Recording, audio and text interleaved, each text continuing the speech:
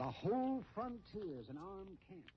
Shooting and killing everywhere you look. Nothing left but the quick and the dead. Doc, would you pass the chili powder? Oh, come here, for goodness sake. Here.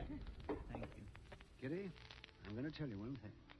I don't know how bad the trouble is down in Tascosa, but I've got to get back here quick. Why, Doc? What's wrong? What's wrong? You ask that when the only vestige of the law we've got in this town is a chili-eating cherry rocker like the fool I'm sitting next to. What's wrong?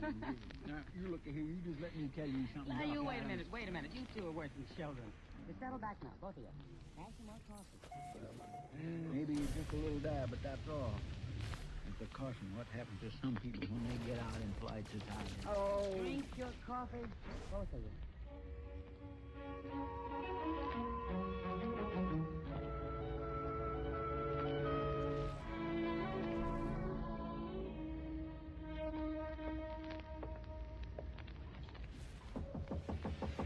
Yeah, come in. Your name Dillon? Yeah, that's right. The marshal from Dodge, eh? Yeah.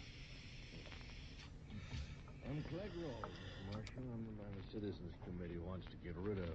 What's on your mind, Rollins? Now, a while back, they brought me here to Tascosa to kind of clean it up some, and I did that for them. Now, all of a sudden, they want me out. I call that downright ungrateful, Marshal. Yeah, go on. I suppose they give you the money at the meeting last night?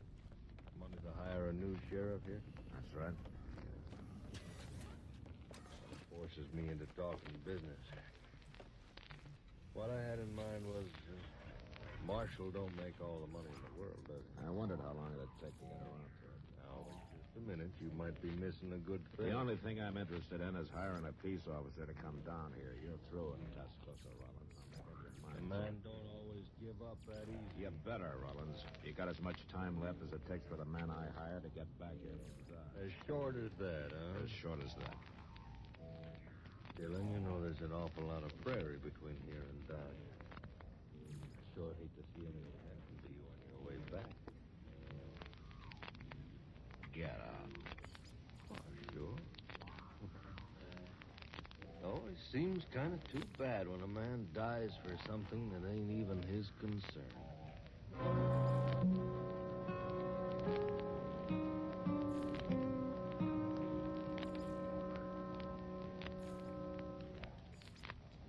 This is Bill Goodwin. You know, someone once said humor is the true democracy, and that's why we Americans can smile when we tell the stories of the legendary heroes who helped to build our country's great industries and institutions, such as the hero of our armed forces, Kilroy. Since the beginning of World War II, Kilroy has popped up everywhere from Africa to Australia, from Kwajalein to Korea.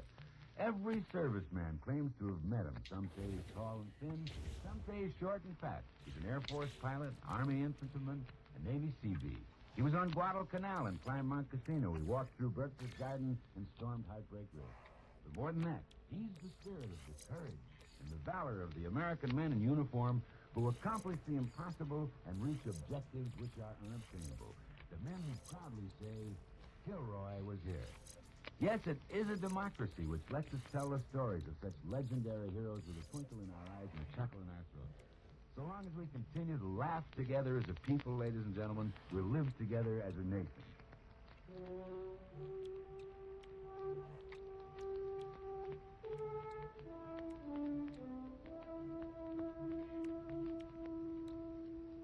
Next morning, I was in the saddle before dawn, and by the time the sun was up, I'd covered a good 15 miles. A slight breeze blew apart the dust puffs my horse raised, and I knew it'd be hard for anybody to follow me. And for the same reason, I knew that somebody could track me without being seen. About noon, I stopped in the shade of a grove of cottonwood to rest my horse. I was easing a cinch a little when I saw a rider coming up fast.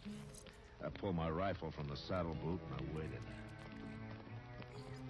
And I put the rifle back. I've got to talk to you. Please. Well, all right, ride on in. And it's a long way out on the prairie for a lone woman. Can I have some water? Water? Sure. There you are. Thanks. Thanks a lot. You haven't said what you're doing out here. I followed you from Tascosa. You followed me? If you'd seen me sooner, you'd have sent me back. I can't go back. Just who are you, miss? Stella Harkney. I'm one of the girls at the Overland Saloon. You're lucky. I might have shot you riding up on me that way. It was the only thing I could do, follow you this way. Besides, I didn't think you'd ride out so early. That's just why I did. I know all about you, Marshal. And I know why they sent for you to come to Tascosa. That's so? How? I'm Clegg Rollins' girl. You're a Rollins girl. That's right. Look, you better turn around and head back right now. I can't. Clegg would kill me if he found out I'd tried to run away. How do I know you're not still his girl, except for Travis? All right. Look. Look at my shoulder. He put those marks there. You think I'd stay with a man like that? Yes. All I'm asking is to ride on to Dodge with you, Marshal. I've got a rifle, and 2 rifles are better than one. Clegg will come after you. You can be sure of that. Seems to me you're awful anxious to help kill the man you belong to. Oh, I belong to him right now. He brought me down here from Hayes City. Gonna marry me, he said, but I found out different. He just wanted me to work in his saloon. He already has a wife down by Willow Springs. Didn't exactly like that, and I told him so. That's when he beat me. Look, let me ride with you, please. I don't know, Stella. I'm not going back, Marshal. Well, all right. I guess it doesn't matter now that you come this far. Hey, RP, what's going on, buddy? Thanks. Yeah, late night tonight. The truth. But you better ride a little ahead of me anyhow. What for? I wasn't really in the mood to watch anything on TV, and, Rifle. Okay, let's get started. I was bored, so Serviceman claims to fuck it, some right? Some days short and fast. An Air Force pilot, Army. But thanks for stopping in, dude. You pretty tired, Stella? I'll make it. Appreciate it. There's a nester's cabin not far from here. If we can find it before Gonna go dark, fill up my maybe water we can bottle. put I'll us be up right all night, back. huh? Sure feel good to walk around. Yeah. You saddle weary? Well, dance hall girls don't do too much riding, Marshal.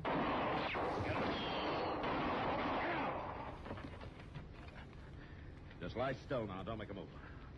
Where are they? Where did they shoot from? It's off to the left somewhere, I think. Yeah. Probably in that clump of box elder over there. Dirty cowards. I can't get him from here with a 6-gun, and I can't get to the horses for a rifle. Look, if we play dead, maybe we can draw him out. Marshal, I'm sorry. Just lie still and don't talk. Yeah, here they come. 2 of them. Just hold still now. I've seen those men before. They worked for Clegg. Stella, when I give the word, you yell as loud as you can, huh? Scream, it'll throw them off. You ready? All right, now.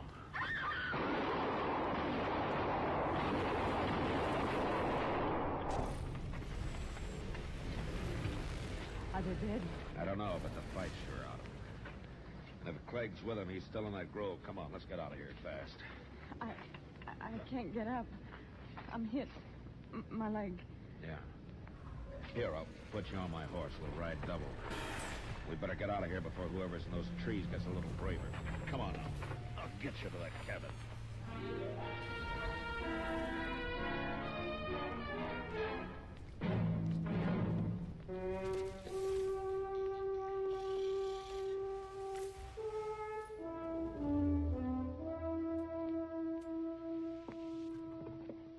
There you are, miss. You just lie back now. By morning, you'll be fit as a fiddle.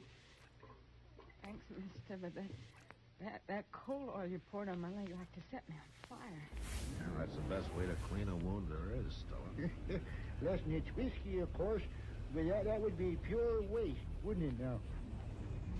You two can afford to make light of it. It's me who's got the bullet. Well, I'm going to have to feed my pigs. Having company like this has showed me clean off schedule. I'll be back directly.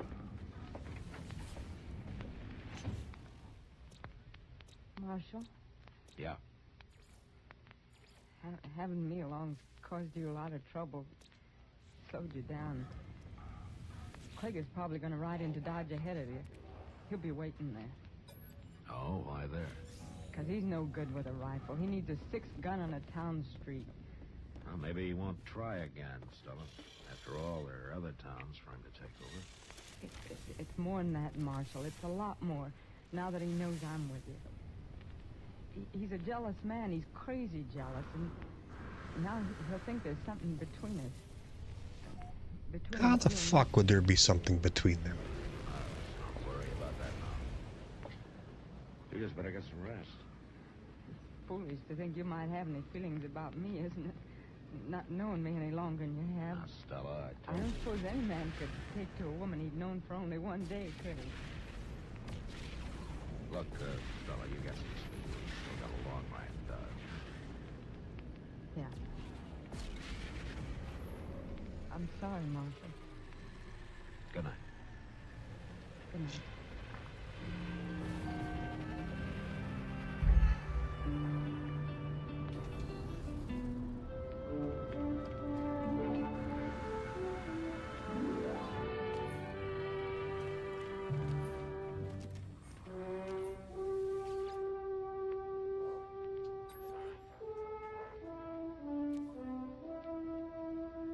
Next morning, Stella's leg wasn't anywhere near well enough for her to ride, so I borrowed a spring wagon from the Nestor, and we started out for Dodge. It was a rough trip and a slow one. Stella sat there, not saying much, just staring ahead.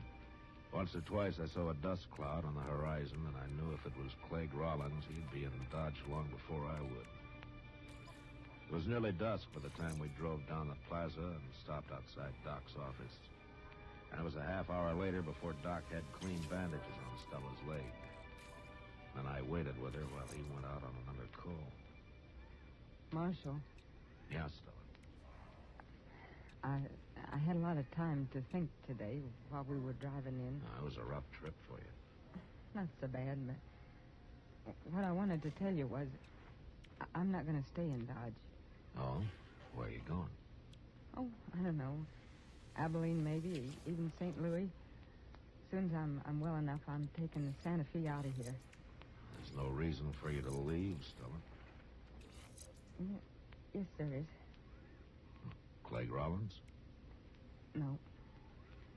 Well, what is it, then? Well, it's not important. It's just easier if I go. Easier for me, I mean.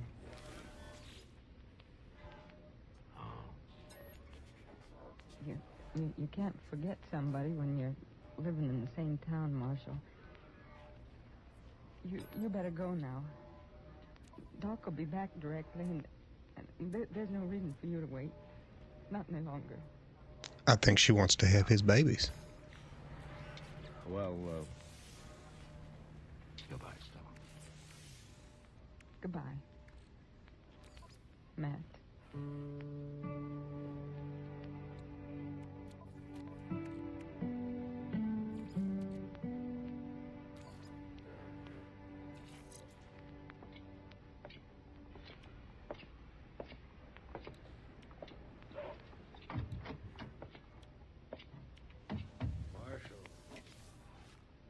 Hello, Rollins. Been waiting for you. Yeah, I'm like that too sometimes. Last time you sent a couple of your men to do the talking. I don't know what you're saying. Now, you're 2 riders who tried to drag Oshby. I hope you buried them, Rollins, because I didn't have time. I come here to tell you, you and me can still work things out. Sure we Get can. me killed, so you still want to buy me off. Any man can use money. The government pays me. Not as much as I could. Listen, Rollins. So far, I got nothing personal on you. Nothing I can prove, anyway. Now, if you're smart, you'll saddle up and ride out of here and keep away from Tascosa. We'll see. Meantime, Marshal, how was Stella? Yeah. I'm telling you, Rollins, you get out while you can. Sure.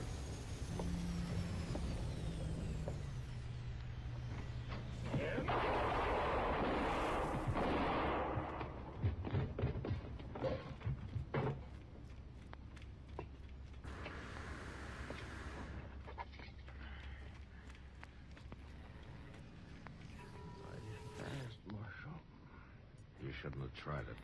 Yeah, I know that now. I just thought maybe.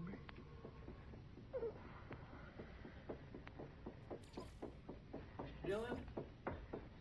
I seen it. I seen him back out the door. What happened? Who was he? Oh, there was a man named Rollins. What'd he do? He didn't want me to send a new peace officer to Tascosa. Well, that ain't much of a reason to die, is it? He figured it was. Look, Chester, you go. Hey, tell Phil, him what's going on, dude?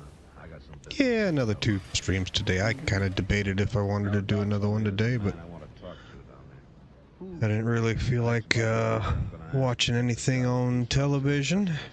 Who is it, Mr. Dillon? Slim Trent? No, it's somebody. And, a while back. I don't know, it's just bored.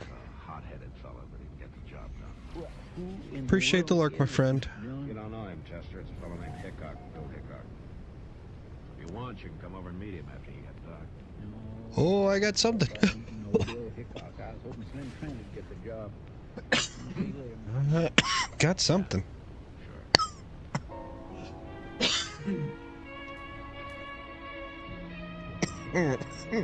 That went down the wrong way.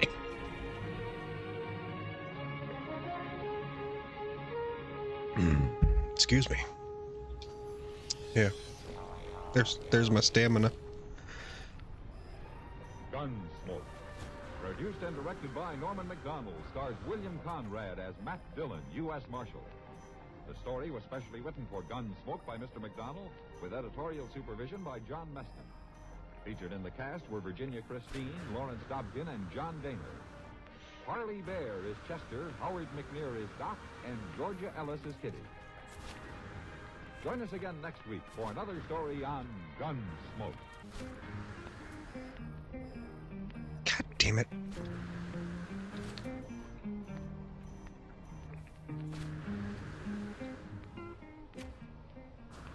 We pause now for station identification.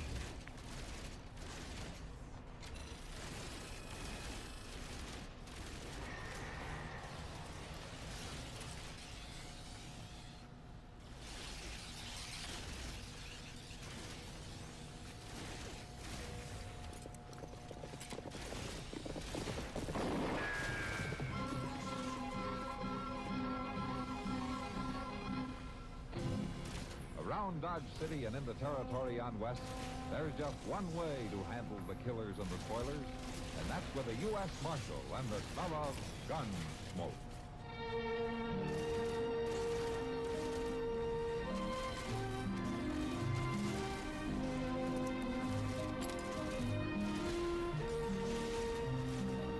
Wrong one.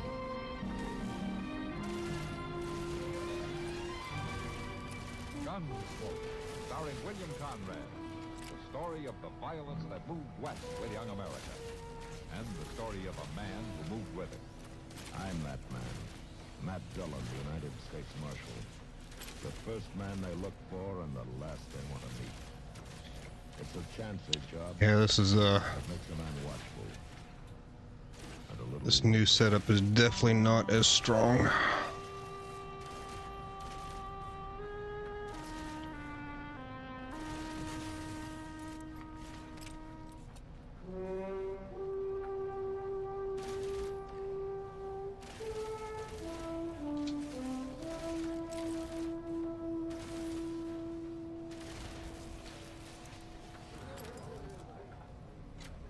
Missed. That's Harry Pope at the bar there. You a short fella? Oh, yeah. Where did you tell me he's from, Kitty? Boston. Near there. Oh, he's a long way from home. Well, he told me his wife died and he wanted to move someplace else. So he came out here about 4 months ago and built himself a little sod hut out in the prairie. Planted some corn and he's trying to raise a few pigs. That's all. Uh-huh. You say he's scared to death, huh? Yeah, that's what he told me. Well, maybe it's all in his head. Come on, Matt. Talk over with me, huh? Okay.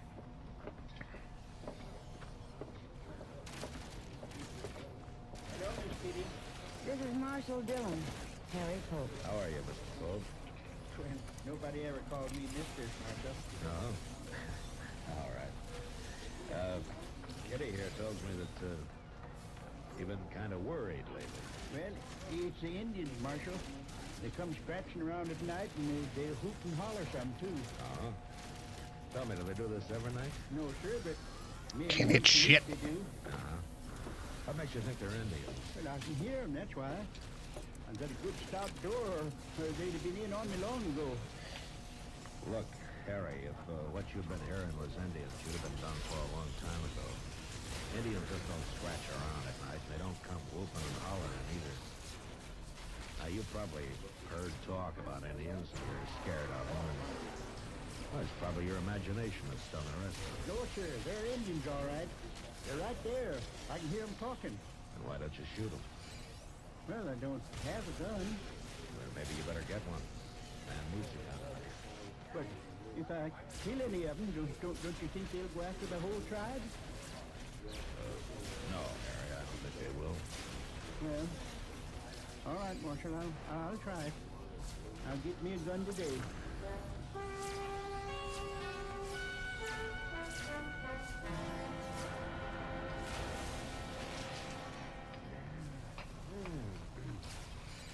Say, I never forgot, Matt. Chester said not to wait for him. He'd have supper later. Now, what's he doing, Doc? He's talking. Talking? To a girl, Matt. Pretty girl, too. And he was doing all the talking when I left. She just stood there, shaking her head. Smart girl. I don't know. Marshal Dillon? Oh, hello, Honeyman. You know Doc Adams here, isn't that Honeyman? It didn't go very well. Yeah. Marshal, you know that new fella, Harry Pope? Pope? Yeah, I met him a couple of days ago. Why? He killed Joe Carter last night. What? Carter's worked for me a long time. He was one of the best friends I ever had. We buried him this morning. Or did they have a fight? Pope shot him in cold blood, that's all. Out near that hut of his. Blasted Easterner. I'm looking forward to seeing him hung. Were you there, Honeyman? No, Earl Brandt was there. He brought Joe's body back to the ranch. Brandt works for you, too, doesn't he? Yeah, but not as long as Joe. Now tell me what happened. I did. Pope murdered Joe Carter. They were riding by that dirty little sodbuster's hut last night, and he come out and shot Joe and killed him. Maybe it was a mistake, Honeyman. You don't kill men by mistake, Marshal. Now, are you going to arrest him? Well, I'll ride out there first thing in the morning.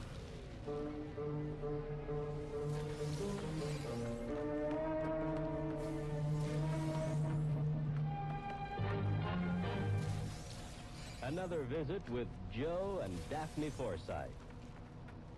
Joe? Joe? Joe, stop reading that paper and talk to me. I'm listening. Go ahead. Well, I was talking to Mrs. Snyder today. You know, she's the one whose boy had 31% less cavities. Uh-huh. Well, she thinks that we should buy bigger savings bonds. Uh-huh. She says that when people can afford it, it makes more sense. Oh, she says there are a lot of different denominations. They start at $25, but then there are 50, 100, 200, and even $500 bonds. Is that so? And then with the ones we've already bought through the payroll savings plan, we'd have quite a nest egg. Uh-huh. Are you listening to me? Uh-huh. Did you know that the total accumulated compounded semi-annual interest of the Series E savings bond will amount to 93 1/3% of the original purchasing price? Uh-huh. I thought so. Joe, what did I say? You said that United States savings bonds are a Oh shit, Phil. 7-stream streak. that they help guard our Wow. country's freedom. And They're the That's best what I get for not paying investment in attention. America's future. 7 streams. I Well, said something else, too. Oh, yeah. You said that the total accumulated compounded semi-annual interest of the Series E savings bond will amount to 93 1/3% of the original purchase price. thank you for your patronage. Husband's trade secret. Streaking in chat. Yeah, I hate that thing.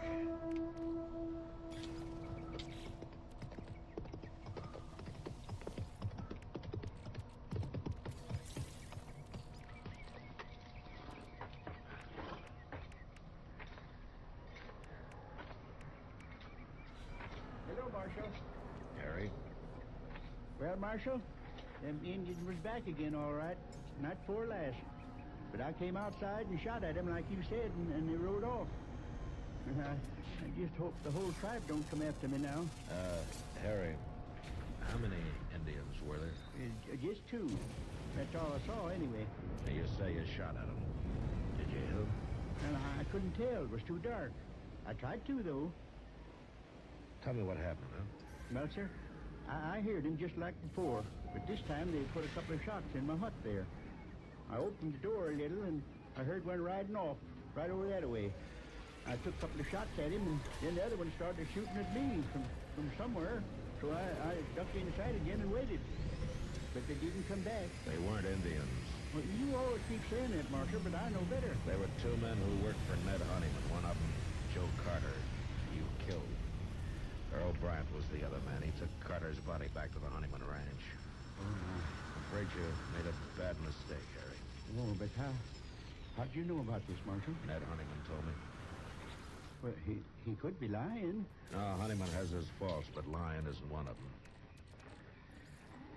Harry, has there been any trouble between you and these men? Oh, no, sir. I hardly know them. Oh, they've ridden by a few times, that's all. But I wouldn't have shot at him if I'd known who there was. Except it couldn't have been. They were shooting at my hut first. It just don't make no sense at all. You going to arrest me, Marshal? Look, Harry, the Indians that you've been hearing around your place don't exist. Indians just don't act that way. But I believe that you think you've been hearing them. Now, maybe it's getting worse with you, and so the other night you heard those men riding by and you just started shooting. You think I'm crazy, don't you? Well, I don't think you intentionally murdered Carter. If that's any help. Then you ain't going to arrest me? No, I'm not. Not now. I'm going to talk to Brandt and Honeyman. But in the meantime, don't get scared and try to run, Harry. Because you wouldn't get very far. All right, Marshal.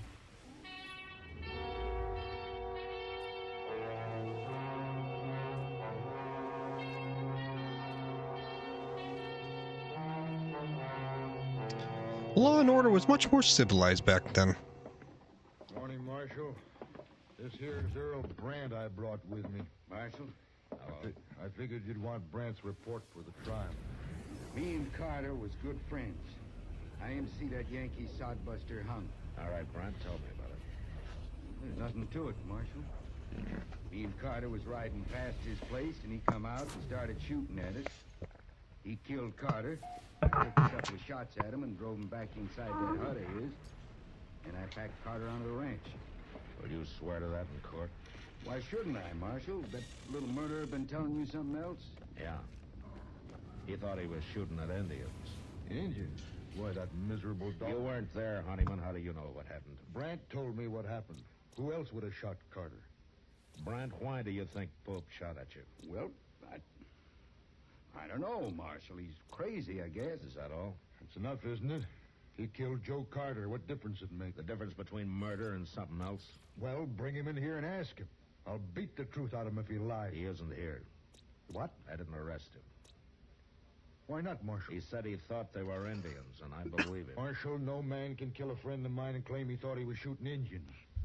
Now, if the law won't see justice done, we will. I'm warning you, Honeyman. You try to kill Pope, and I'll arrest you. And if you do kill him, you'll hang for it. We're wasting time. My guess is you and Carter have been hounding that man, making him think there have been Indians after him. Why? Are you trying to drive him out of the country? Your talk gets crazier all the time, Marshal. For the last time, Marshal. You going to do anything about Carter's murder? It wasn't murder, Honeyman. Don't you see that? Pope shot him. That's all I know. That's all I need to know. Come on, Brandt.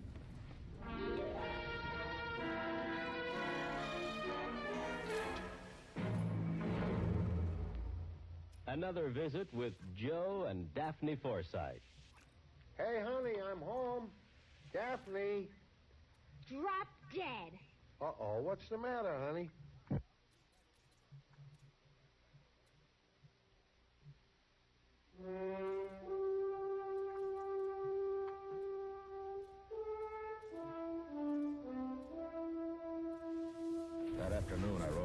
see Pope. It was a bad situation, and I did a lot of thinking about it. There was only one solution I could figure out, and I wasn't sure that that'd work. I found Pope weeding a few miserable rows of corn that he planted out in front of his hut. Well, you told me a lot, Marshal, but I don't understand it all. Look, Harry, I don't know why they did it, but Carter and Brandt were the Indians that you thought you heard. I know. You what? Well, I figured that you know what Indians are like and that you wasn't lying to me, so it must have been Carter and Brandt. Oh. Look, Harry, Honeyman and Brandt want you arrested. They're threatening to take it into their own hands. I see. Listen, you're not going to like this, but... Well, it'd be better if you left here. Now, it isn't your fault, but you got enemies now, and you'd be a whole lot safer somewhere else. No. No, I won't leave. Let him come. I'll fight it out with him. That'll just mean more bloodshed. And like you said, Marshal, I ain't done nothing wrong. A man's got a right to defend himself. I know. But you won't have any peace here. I won't leave, Marshal. All right, Harry. But think it over anyway, huh? I have. I'm sorry about this. Thank you, Marshal. So long. Goodbye.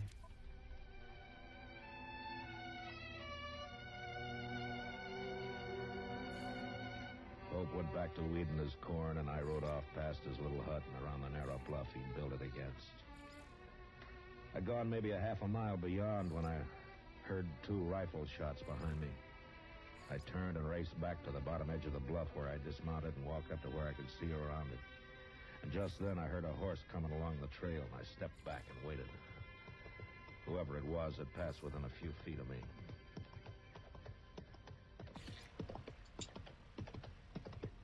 Brian, hold it. Don't shoot. Just keep your hands up.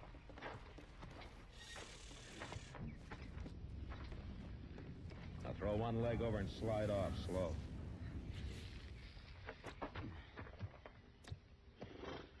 How long you been here, Marshal? Turn around.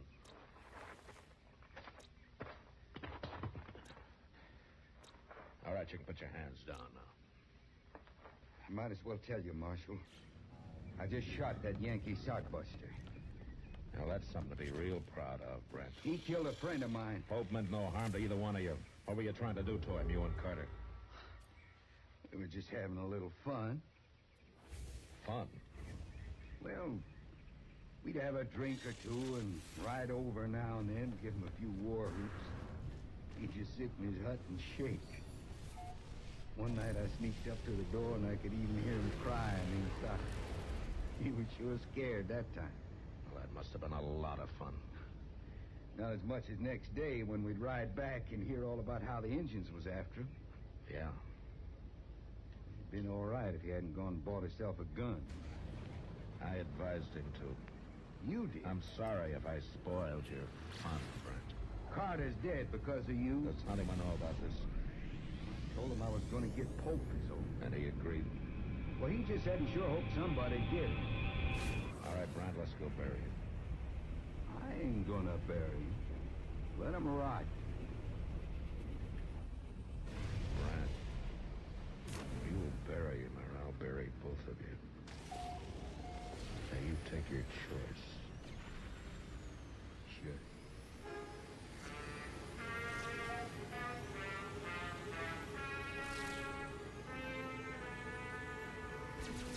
It was too late to try to teach Brandt anything, but Ned Honeyman was a different matter. I wanted to be sure he understood what really happened. Otherwise, he'd spread the word against me and against the law, and there were a lot of men who'd be glad to listen to him. We buried Pope near his little hut and then rode on into Dodge. I kept off Front Street and rode up to the jail from the rear. Chester told me Honeyman was up at the Long Branch. So after Brandt was locked up, I went on to the sea.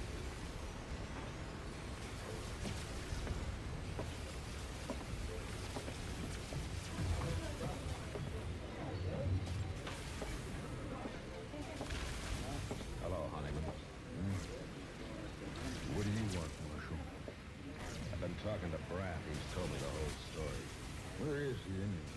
He told me that he and Carter had been having fun, as they called it, with Pope, making him think they were Indians. I don't believe it.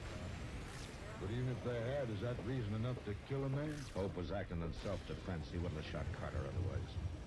It was a mistake, but Carter brought it on himself. I don't believe it.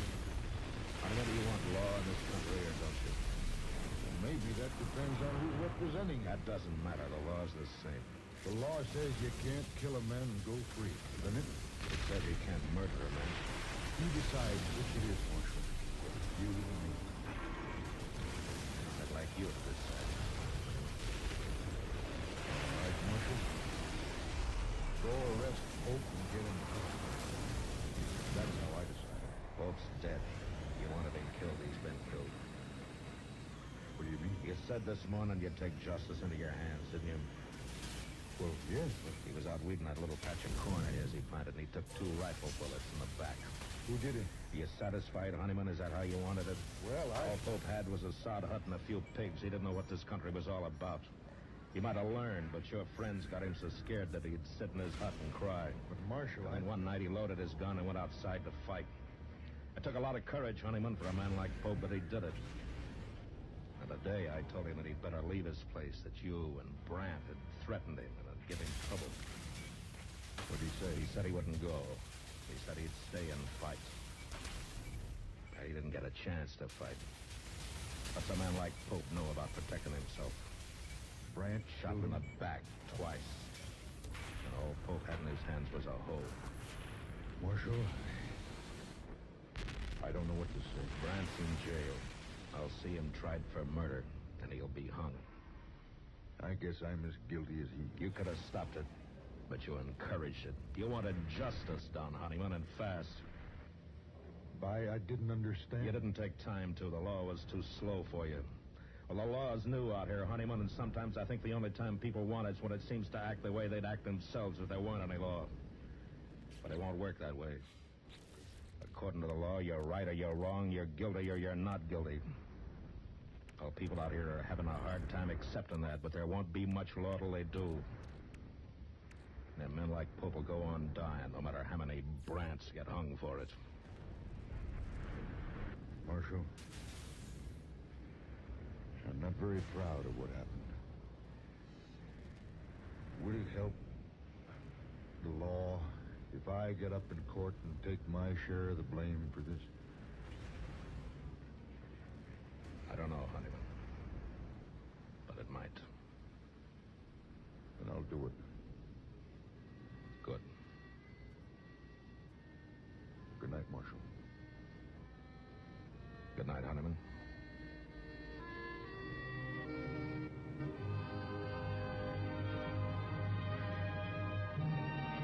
I remember back when shows used to have morals.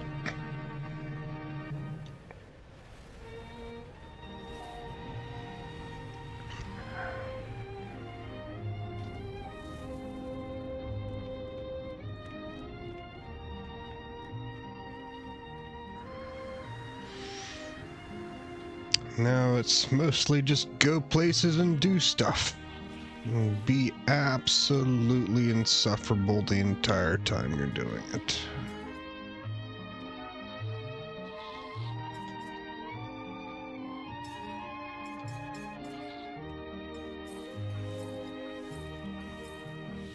Gunsmoke. Produced and directed by Norman Macdonald, stars William Conrad as Matt Dillon, U.S. Marshal. The music was composed and conducted by Rex Corey. Sound patterns were composed by Ray Kemper and Bill James.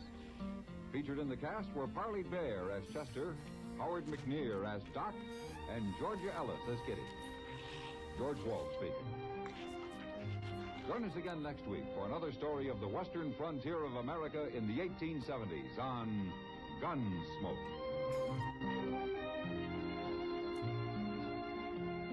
This is the United States Armed Forces Radio and Television Service.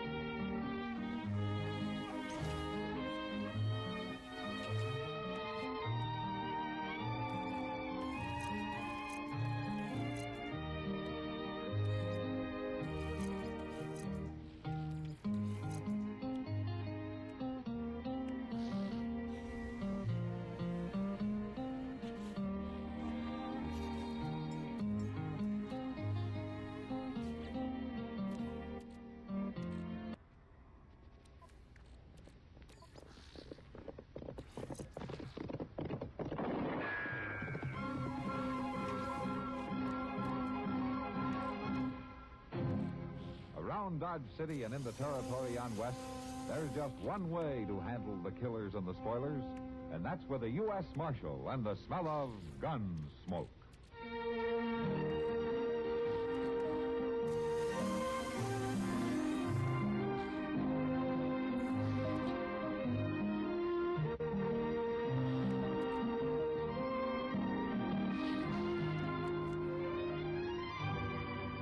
Gunsmoke, starring William Conrad.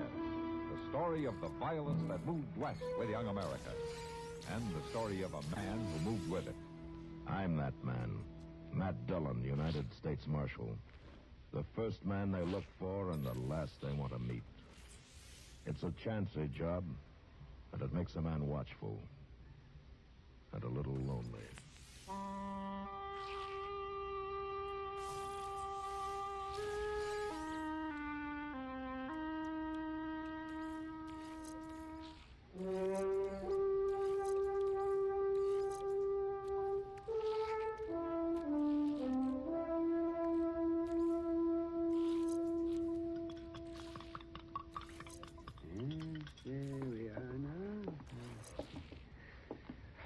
There you go, Job. Drink her down. Yeah, what's in it? It's just something to taste bad, so you'll remember a doctor's been here. Hey, go ahead, drink it.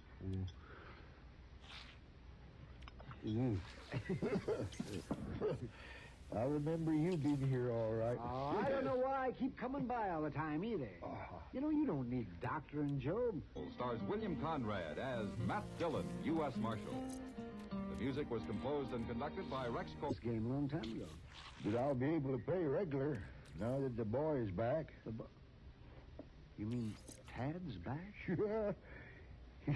He come in day before yesterday, riding up like he just been to town for the mail, instead of being gone 4 years. Well, what, he say where he'd been? No, Doc, he didn't. But it don't matter none now that he's home. Say, do you a lot of good having Tad around. Yeah, that's a fact, Doc. Well, I just about given up being out here alone all the time.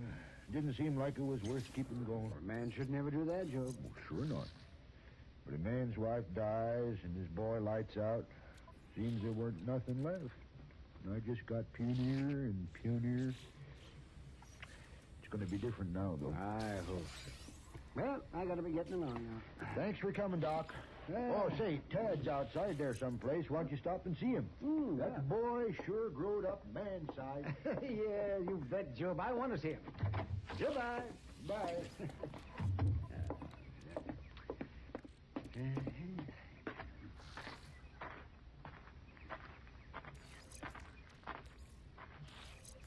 Oh, you Tad? Yeah, I'm Tad. Well, it's been quite a spell since I've seen you, lad. I'm Doc Adams. I remember. Yeah, I just been with your pa. I seen you drive up. Yeah, well, I thought you might like to know what shape he's in. He's crumbling, like everything else around here. But, you know, you can help him. Well, you know, it's a good thing you're home, Tad. How do you figure? Well, there's not much that I can do for him. He's old and he's tired and he's just about worn through. Well, but you can do a lot for him. You mean you want me to nurse him? No, I don't want you to nurse him. but you can do the chores for him, or you can keep the place going. And most of all, you can talk to him. Talk to him? Yeah, that's right. That's mostly what I've been coming around here for. To give him somebody to talk to once in a while. Now, look, Doc, I ain't his little boy no more. I ain't gonna hold his hand. Well, I don't remember asking you to. Maybe not. But if you think I come back here to take care of a broken-down old man and a broken-down farm, you got another think coming. What did you come home for? I come home because I didn't have nowhere else to go. But I'm taking care of that right soon.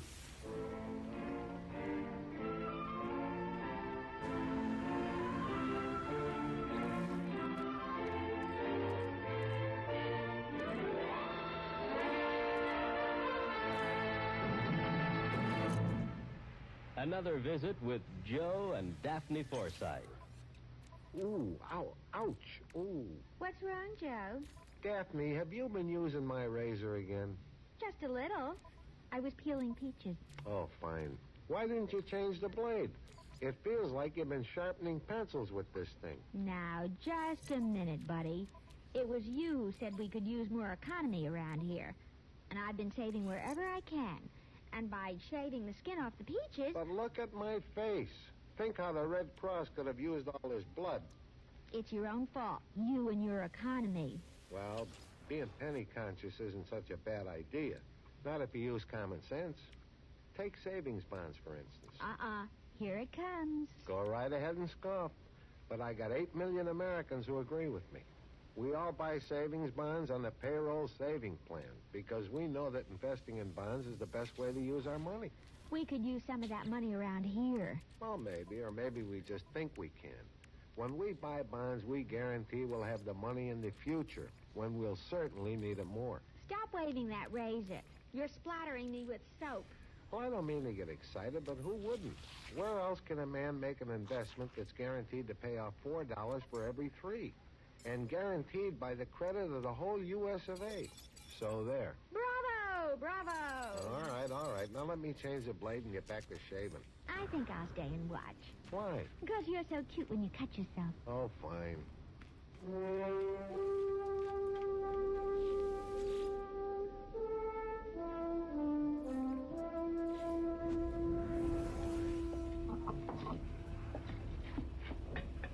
Have some coffee, Doc? Might make you feel better. I don't know. Chester make it? Yeah. That'd make me feel worse. Well, I guess I'd rather have dyspepsia than the problem Job's got. All right, pour me a little. Okay. Job's boy, huh?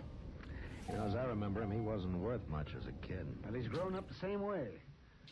I tell you, Matt, that boy's as worthless as they come. It's too bad his 4 years away didn't do him any good. He's just bigger and meaner, that's all. Hello, Chester. Chester. Well, what's the matter with you two? Doc just had some of your coffee. That always makes a man pretty silky. Oh, Mr. Dillon, it ain't that bad. Well, that was a fresh egg I used in it this time. Matter of fact, it wasn't as bad as usual, Chester.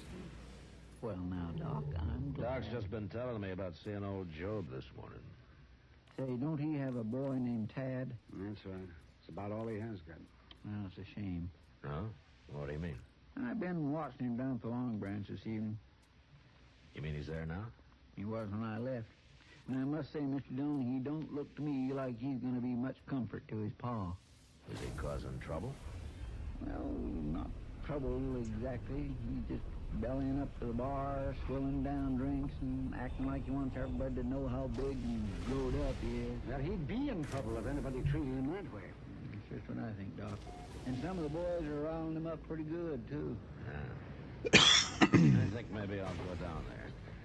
Want me to come with you, Mr. Dillon? Yeah, if you want to, Chester. I just want to reacquaint myself with Tad. It'll be no pleasure. I'm sort of curious to see just how big a man he really is.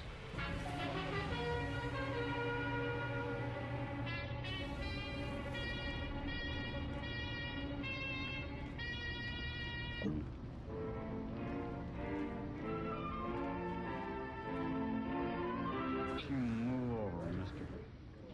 All right, boy. There's room for both of us at the bar. Just don't crowd me. Ain't you Job Harley's boy? Yeah. Hear your pa's been feeling poorly lately. Getting any better? I ain't noticed. He's real sick, ain't he? He's done. The place is done. Yeah. Good thing you come home. You can look after him a little bit.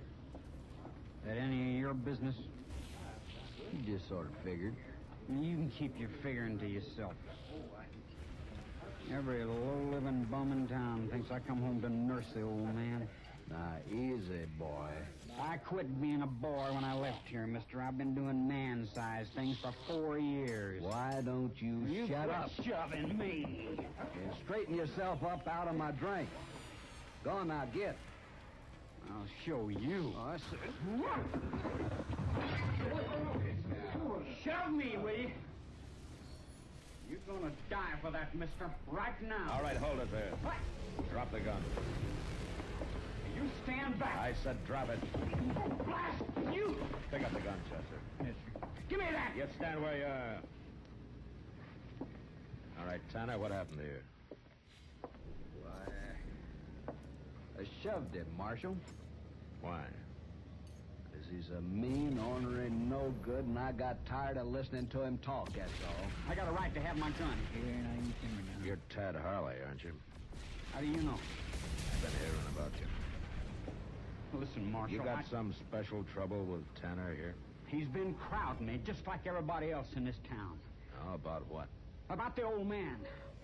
About how I should be looking after him. Now, what's wrong with that? It ain't what I come here to do, that's what's wrong with it. And it ain't nobody's business what I do. Not as long as you mind your own, it isn't. You got no call to tell me what to do, Marshal. I'm not telling you what to do. I'm telling you what not to do.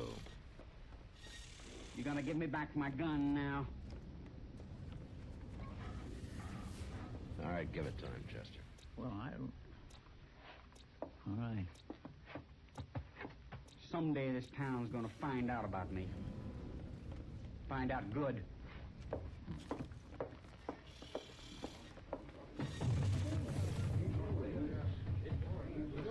Well, I sure am glad to see that one go. I swear he's been keeping this place stirred up ever since he come in this afternoon. Let's have us a beer, Mr. John. All right, Chester. I'll be proud to buy. You will? Yes, sir. Well, good. Hey, Sam, a couple of beers, huh? 2 beers. You know, there's going to be more trouble from that boy, Mr. Dillon. Oh, I don't know, Chester. He could be just a loud, bragging kid. Or the badness could be full-grown in him. I don't know. Either way, it's mighty hard on poor old Job. Well, he's done nothing for 4 whole years, but just wait for the day his boy would come home. And he was better off waiting. I wonder when Job will find out this boy's no count. Well, Job's old and sick, but he's not blind, Chester. Yeah, but he don't deserve a disappointment like this. No, he doesn't.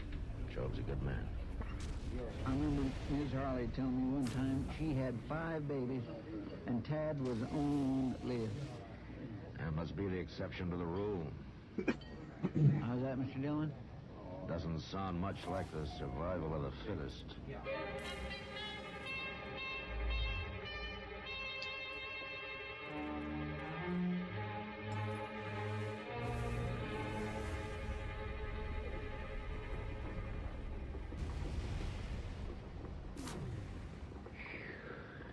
I swear it's so hot, man works up a sweat just whittling. With the sun burning down like this, Mr. Dillon, makes it hard for a body to remember the cold and shivering misery of the wintertime, don't it? You suffer pretty bad in the winter, don't you, Chester? Well, I guess I don't exactly suffer. But wouldn't you think there'd be some way of taking some of this heat and packing it away so as you could spread it around in the wintertime? You work on that, Chester. We sure don't need it a whole today. Yeah, that's a fact. Say, you know, then maybe they could save up some of the cold of the wintertime and use it on days like this. I'm going to spell you a riddle, Chester. Hmm? They already do that. They do? Sure, in a ice house. In the, sure, in an ice house. Sure enough they do, don't they? Look, ain't that Lynn Baylor riding up there? Yeah.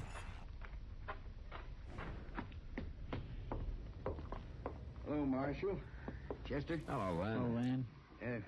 Hey, Marshal, I just come by Job Harley's place. He's awful anxious to see you. Oh, what's the trouble?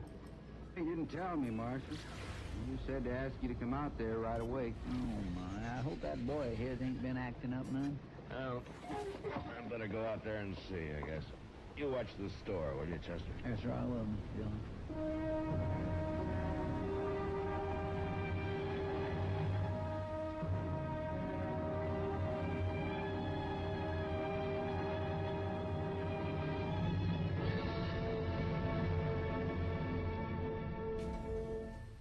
Another visit with Joe and Daphne Forsythe.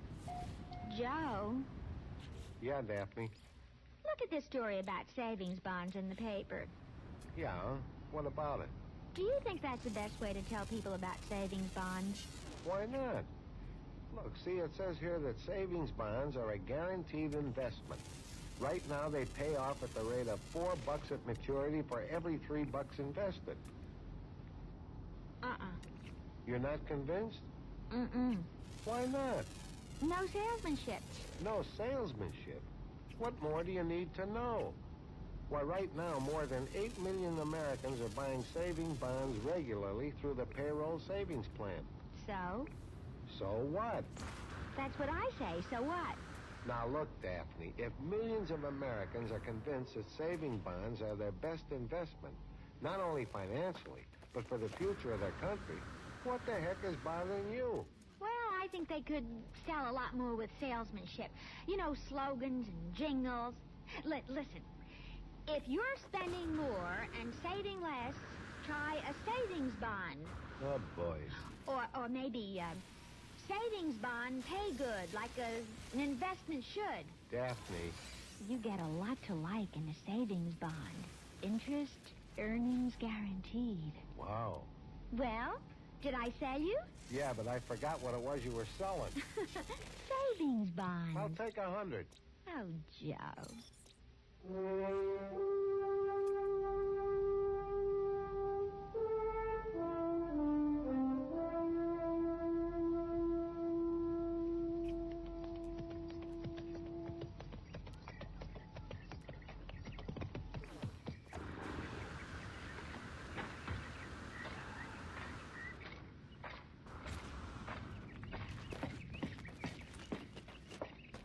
Hey, Job.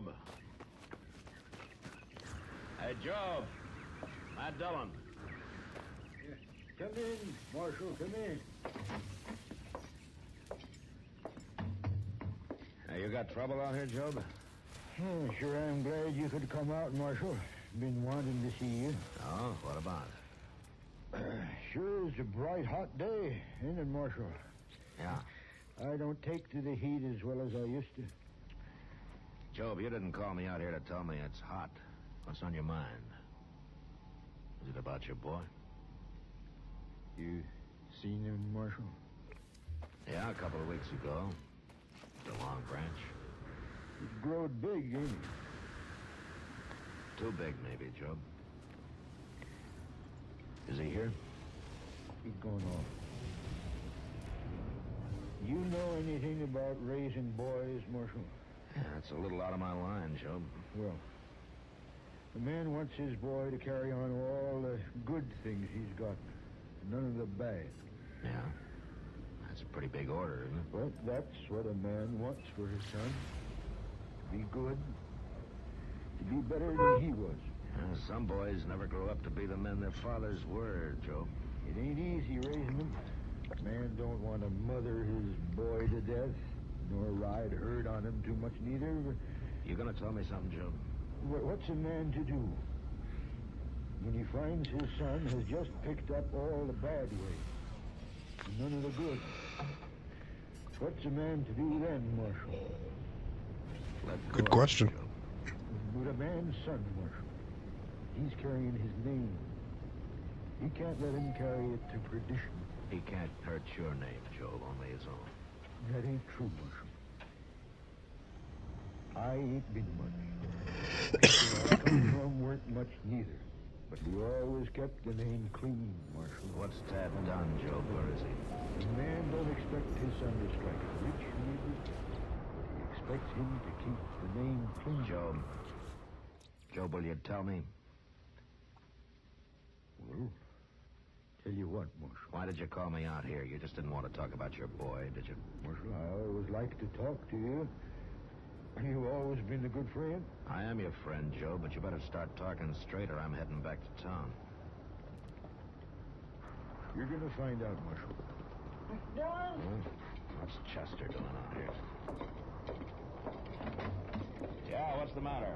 Mr. Dillon, there's just been a holdup at Bennington. What? Any shooting? Yes, sir, there was. Well, how many were there? Just one. You get away? No, Mr. Charlie, he didn't. Was he hurt? Worse than that. Mr. Dillon. Well, who was it? Well, He's dead, ain't he? Tad's dead. Tad? Was it Tad, Chester? yes, sir, it was. I'm sorry, Joe. It had to be. You don't seem surprised. No, Marshal. I've been seeing it coming. Ever since the boy come home. He was bad clear through, Marshal. He's robbed before. And killed, too. He told you that? He carried pieces out of newspapers around with him. Pieces there had been written about him. Well, he was proud of it, Marshal. Said it made him feel big. Well, some of them feel that way for a while. I couldn't talk him out of it. I couldn't hold him. But I could see it was stopped. You knew about today? I knew. Oh, why didn't you tell me about it? I figured you'd take his gun, maybe lock him up for a while. He had to be stopped for good, Marshal. I might have done that if I'd been in Dodge, Joe. I know that, Marshal. But it would have gone hard with you to have to kill my boy. You're my friend, Marshal. That's why I seen to it you'd be here. And I sent word to the bank that Tad was coming. Oh. You made a hard choice, Job. Well, it's like I told you, Marshal.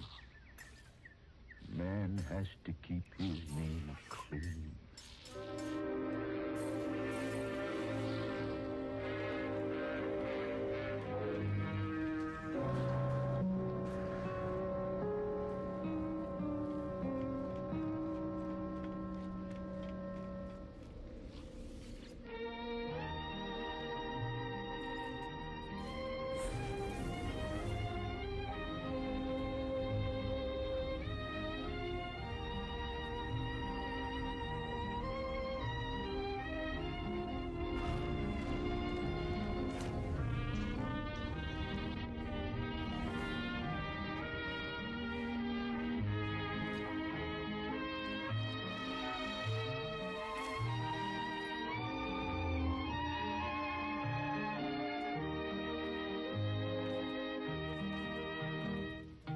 Gunsmoke. Produced and directed by Norman Macdonald, stars William Conrad as Matt Dillon, U.S. Marshal. The script was specially written for Gunsmoke by Les Crutchfield, with editorial supervision by John Meston. The music was composed and conducted by Rex Corey. Sound patterns were by Ray Kemper and Bill James. Featured in the cast were Parley Bear as Chester, Howard McNear as Doc, and Georgia Ellis as Kitty. George Walsh speaking. Join us again next week for another specially transcribed story on Gunsmoke. Is the United States Armed Forces Radio and Television Service.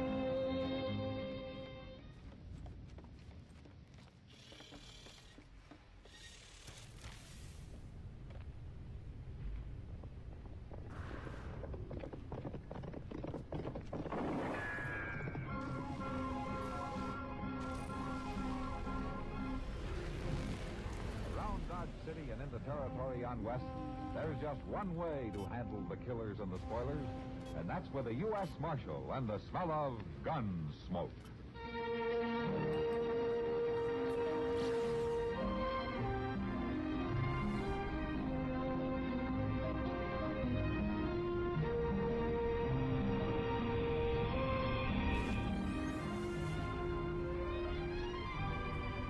Gunsmoke, starring William Conrad.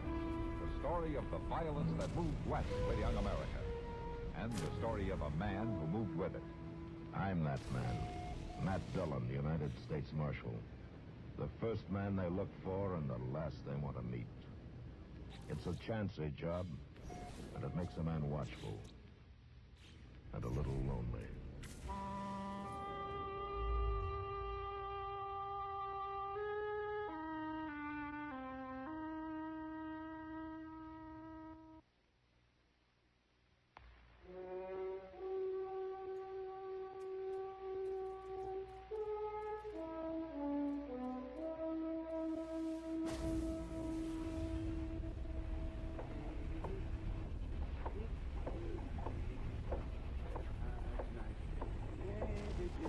Doc! Oh, Doc! Huh? Oh, hello, McClooney. Can you spare a minute, Doc? Well, Oh, Nellie, now. You stand right there. McClooney, if you've got another one of those ore samples you want me to test for you, I'll tell you right now I have It wouldn't take you no time at all, Doc. And I got some real high-grade pennant this time. Oh, well, then take it up the street to the assay office. Oh, no, I don't trust them. Not on wet assays. Oh, no, besides, they'll charge you. Is that it? Well, you... McClooney, I'm running a doctor's office, not a metallurgical laboratory. Oh, shucks, you've got the scales there and acid and everything. But I haven't got the time, and the answer is no. Against the law for a doctor to refuse medical help when it's asked of him. Oh, hello there, Matt, Marshal. it's got nothing to do with medical help. McClooney here wants me to test another one of those sacks of pyrites he drags in out of the hills. It ain't pyrite. It's gold. I've run a half a dozen of them for you in the last 3 years, and every one of them was pyrites. Well, you might have used some bad acid or something. Oh, bad acid. Why don't you take this stuff over to the assay office? Because they'll charge him for it, that's why. And he figures I'll do it for nothing. Well, I'd pay him for it, Marshal, if I had any money. When did you ever have any money, you mangy old fool? Mamie. Marshal, Doug. well, you finally come sneaking in out of the Rockies with you. Why don't you go to Denver instead of coming clear back here all the time? No, Mamie, I like it here. Marshal, you know what this scrawny old goat's done to me. Old McClooney did. Just if my mind was time, go help me. Last time he was in town, better than 6 months ago, I washed up all his dirty duds for him. Done him up nice and clean, and then, by golly, he took off for Colorado in the middle of the night and didn't pay me his cents. Well, I just forgot all. But I got me a job now, loading hides over at the railroad. I'll pay you at the end of the week. Honest, I will. And I suppose you got every stitch you own dirty again now, and you probably think I'm gonna wash them for you. Well, it's mighty kind of you to offer me. Oh, for the love of... All right. Where are they? I got a bundle right there on my horse. You got any shirts that need washing this week, Marshal? Yeah, as a matter of fact, I do, Miss Duggs. If you stop over to the jail chest, I'll give it to you. Here you are. And I sure am obliged to you, Mamie. I'll say you are. For 2 washings now, and you ain't getting this one back till you pay me for both of them. Oh, I'll pay you. Now, don't you worry. In money. Money, too. That fool's gold you keep lugging back from Colorado Territory. Why, it's real gold, Mamie. I keep telling you that. Oh, sure you do. Well, I'll pick up your things, Marshal. Get them back to you tomorrow. Oh, Doc, let me leave one of these sample sacks with you, just in case you find some time. I won't find time. Well, I'm much obliged to you, Doc. Wait a minute. Come back here. Hold on, wait a minute. McClooney. Come on, boy. Confounded lunatic. I don't know, Doc. He's pretty good at getting people to do things for him. Oh, he's loony, man. This here's nothing but fool's gold. And he's got that shack of his down the river bottom stacked full of it. Well, as long as you're sure of that, why don't you bother testing it? And who said I was going to test it? I did. Oh, Matt, you're out of your mind. I wouldn't waste 5 minutes on this. Yeah? You want to bet?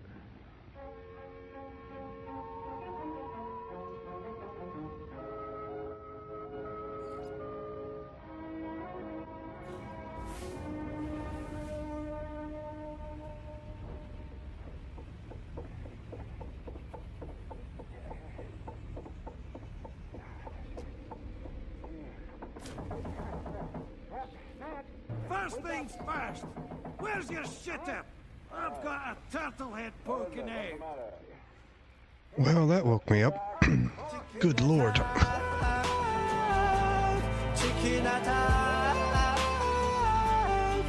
Watch your back before your face is black. Then my little comments put the kick in no chicken ass. Have a good night, RP. I think I'm signing off soon to myself.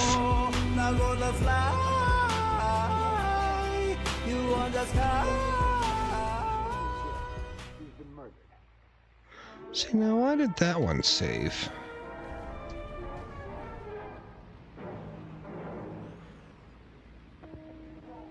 But my other one didn't. Oh, hello, Chester. Oh, that's not good.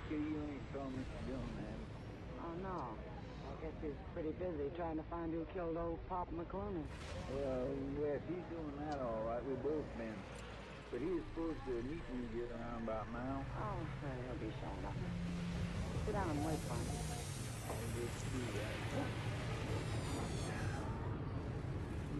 Spirit, my feet is plain killing me.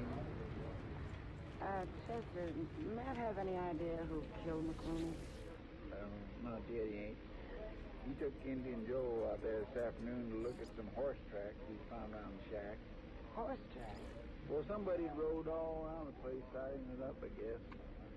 If the horse is still in town, Indian Joe can probably find it just in studying the tracks. Oh. Say, if you don't mind, Miss Kitty, I think I'll just ease these boots off a minute. Sure. Go right ahead.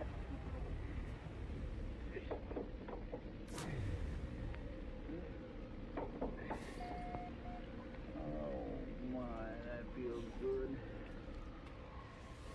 You know, it's a shame, Chester. Old Pop was nice, even if he was a little crazy. Always thinking he'd found gold. Well, he must have convinced somebody he had. They took up a couple of floorboards and dug around underneath the shack. How was he killed, Chester? Somebody hit him over the head with a stump of stone wood. Died right away, according to the doctor. All he had in that shack was a wood stove and a bunk and a table and his clothes stacked on the shelf in the corner. And of course, some sacks of fool's gold piled up all over the place. Fool's gold. Maybe that's the only kind there is. Well, it finally worked out that way for him, I guess. He died thinking he was rich. And that's more than most people can ever. And look, there's Mr. Jones now. He was tired. Well, my stars, he ain't been to bed since Doc woke him up last night to tell him about it. Hello, Kitty. Yes, sir. Sit down, man. Yeah, thanks. Want a glass of beer? No, so. Any luck, Mr. Dillon? Oh, a little, maybe. It's hard to tell yet. Matt, why would anyone do it? The whole town knew Pop was kind of queer. They knew he didn't have any gold hidden out. Yeah, but somebody from out of town. Kinda queer.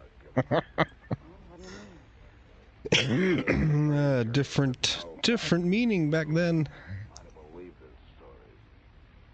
Yeah, but it has to be. Everybody who lives in Dodge knows about him. Like last night.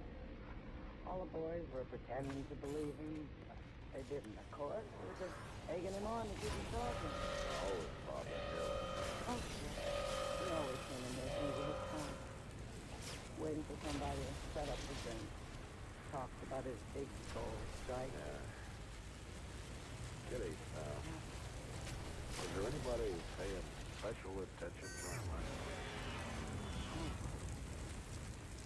Not that I remember. I didn't particularly notice. Was there a gambler in here last night? A new man in town? Jack King. Jack King? Oh, yeah. He was here. And he was talking to Pop. Where's the damn office? Well, Indian Joe There it is. horse a while ago. Had one shoe that had worn thin and was partly broken. Belongs to the livery stable. They hired it out a couple of days ago to this Jack King. brought it back this afternoon. You think he killed Pop? Well, he was out there last night. There's no doubt about that. The tracks prove it. Well, what did he say about it? Well, I'll know better when I find him. I'm looking everywhere. Well, it's no wonder the government don't pay peace officers much when they spend all their time loafing around sleep. Now, here, Mr. Dillon just this minute got here, Doc. What in the world are you doing with your boots off? You living here now? No, I'm not living here now. I reckon a man's feet can hurt here as well as they can any other place, can't they? Doc wouldn't know, Chester. The only way he gets tired. Oh, is that? Well, how are you? I'm fine, Doc. Say, Matt, here's a letter that came for Pop McCroom. Just a high tower of the people who didn't know what to do with it. Here, let me have it. I'll take care of it. I suppose you've got the killer under lock and key. Well, I will have as soon as I locate him, Doc. Oh, you mean you know who he is? I'm betting on a fellow named Jack. That gambler? You better get moving. Oh, why? Because I just saw him over the depot, buying a ticket on the Santa Fe to St. Louis.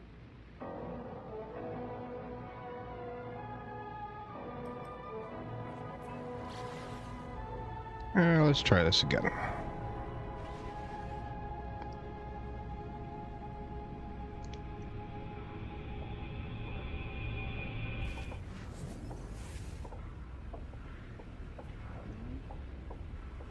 Got scared and decided to make a run for it, Mr. Jones. That kind of looks that way. Sure don't see no sign of him there on the platform. He might be on the train. Mr. Hightower said that he was still here a few minutes ago. Wait a minute. What is it, Mr. Young? What's the matter? Over there. The baggage truck there. Baggage train. I guess he hasn't talked. Sit aside.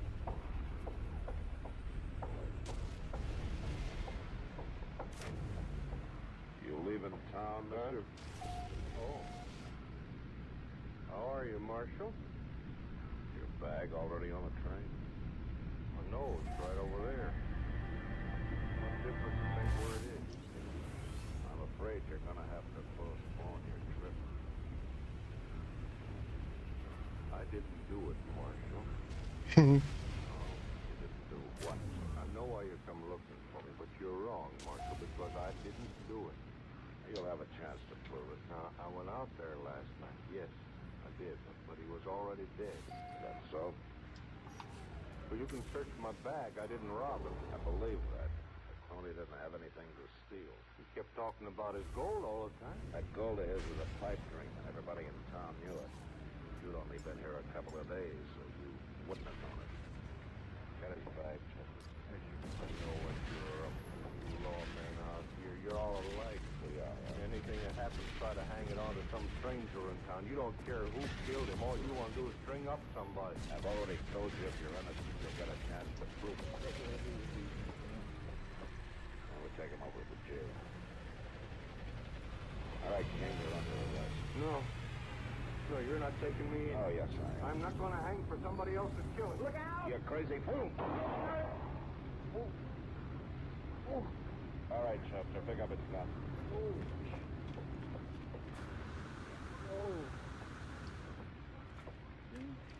Did you shoot him in the arm of purpose? Matter of fact, Chester, I was aiming for his other arm. Come on, mister, start walking.